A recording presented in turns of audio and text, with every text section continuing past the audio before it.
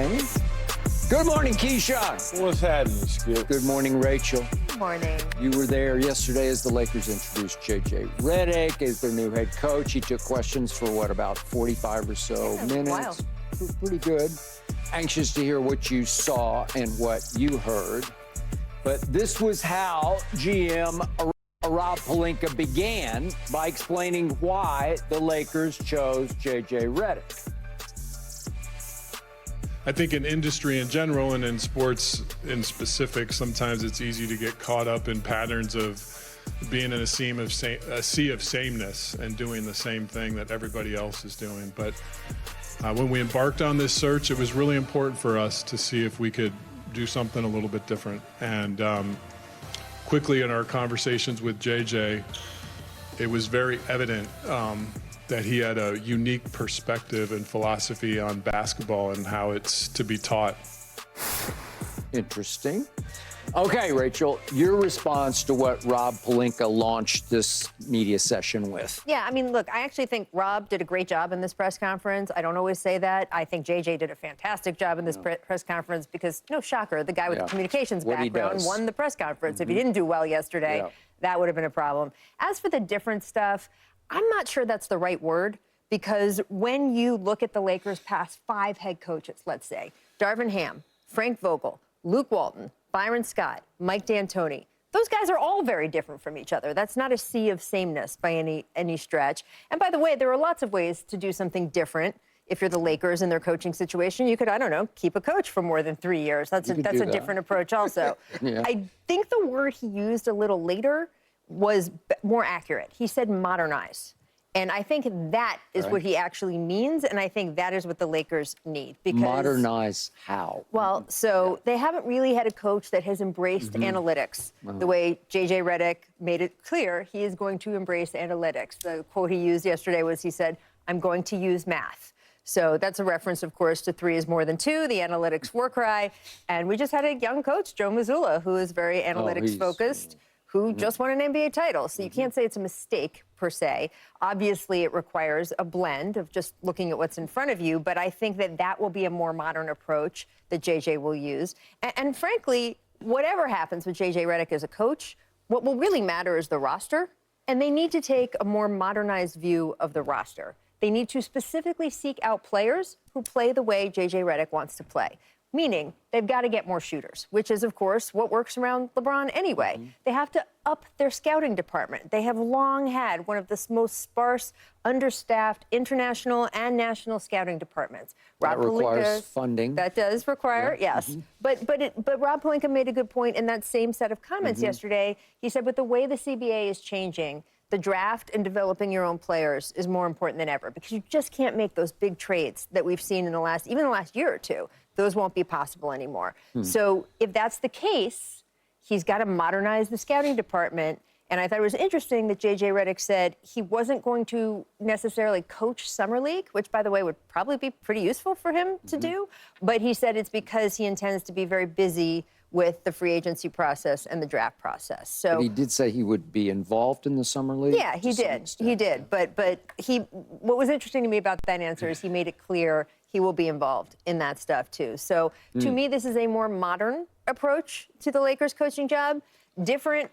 There's a lot of ways to be different. No, I mean, I'm just laughing because you said a lot, and I'm listening to you, about what you discovered at the press conference. You're just giving us the information that they was giving us, right? For those of us didn't watch it or see it. In modernize and in analytics and all that, and I'm sitting here thinking of you said, Joe Mazzulla in the analytics, and I sat there and said, well, analytics, does that mean that getting a Porzingis, is that analytics? And going to getting a Derek White, is that analytics? And Drew Holiday?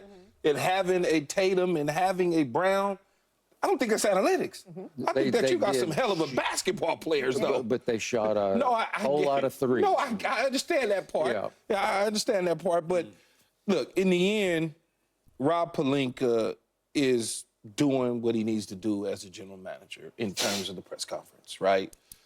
All we do in sports is we look at the history. We look at the history, and history says that a first-time head coach with no coaching experience, they don't fare very well. I mean, that's what the history says. We can't run from that, whether it's analytics or not. He can modernize it all he wants. When you look at, first of all, J.J. Redick is the 13th head coach without coaching experience, any coaching experience at all since 1990. So it's not really a whole lot. It's just really not. But then when you look at the guys, they average about 2.5 years of coaching before they get fired. And you mentioned, hey, it'd be nice to keep a coach around longer than 3 years. Well, history shows 2.5. And then when you start talking about the playoffs and getting into the playoffs and winning to get to a championship, none has ever done that. Now, if you're telling me the goal, and I would have liked to have heard him say, well, our goal is to develop JJ to be our coach 3, 4, 5, 6, 7 years from now, because what you're telling me is you want to win a championship right now. You want to win a championship right now. That's never happened with a guy who has no coaching experience. Now you say, well, it could happen. You got 2 of the top 10 players in the NBA. Well, you fired a guy that won a championship, and you fired another guy that took you to a Western Conference. No matter what the path was that they got there, whatever seeding, that doesn't really matter. All I can do is look at the history, and the history suggests to me that this is not going to be all roses in the end. It's just not.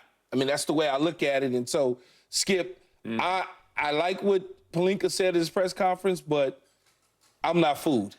You're not going to fool me. Okay, timeout before I proceed. Yes. As a lifelong, demanding, spoiled, rotten Laker fan that you are. Okay, I'll take that. You would be okay if Rob sat up there yesterday and said, we're going to develop JJ, we're going to bring him along slowly for 3 or 4 years, Yeah, you know and what? we'll compete in 3 or 4 years. Really? Because that's what you got in the coach. That could be the reality. So tell Are you me okay the reality of it. Don't try to lie to me and have me all jumping up and down in my seat. And it's not going to go that way. But you're okay just to sort of... No, I'm not okay, but at least tell me the truth, Skip. Okay, all right. Tell me the truth.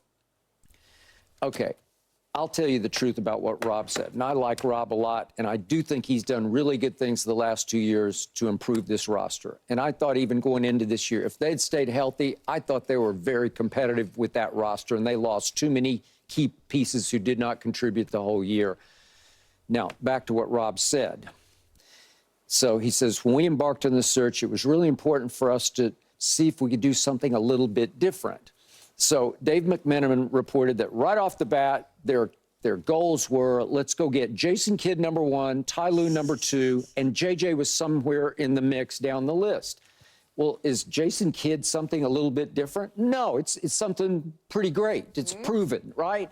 Is Ty Lue different? No, he's really good at what he does, and you're not going to get him. It was unrealistic to even have those 2 at the top of your wish list, right? And then we go around the horn, and we got James Borrego being interviewed twice, and we're doing with Sam Cassell's in the mix, and then I'm not sure who else of those A-list candidates were on there. And finally, all of a sudden, bolt out of the blue, it's Dan Hurley, and I still think they got taken for a ride by Dan, but that would have been something a little bit different. I'll give you that. And yet, the history of college coaches coming to the NBA is not very good, right? No. It's no better than the first time. But at least he's coached head coaches at a high level. Yes, he has. So you could sell that a little more. You would be far more excited right now with Dan Hurley, which is why you said, break the bank, baby. Just go, right? Just do it. Yeah, whatever. And then you would have broken his bank in Connecticut because he would have gone home with the biggest offer. He said, they're offering me $18 million. Can you guys match? You know? Okay. So if you had told me, and I'm going to say this one last time, if they had fired Darvin Ham, which I did not think in the beginning they should have done, I thought he had done enough to keep his job.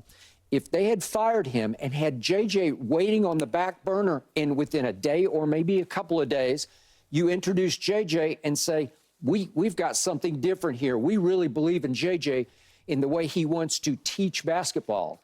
It's how it's to be taught, said Rob. Well, and I'm even thinking, well, how would JJ know how to teach basketball? He's never taught it to anybody except the third, as you pointed out last week, the 3rd and 4th graders. And I guess they were pretty good, but I don't know if that translates to a soon-to-be 40-year-old in LeBron James.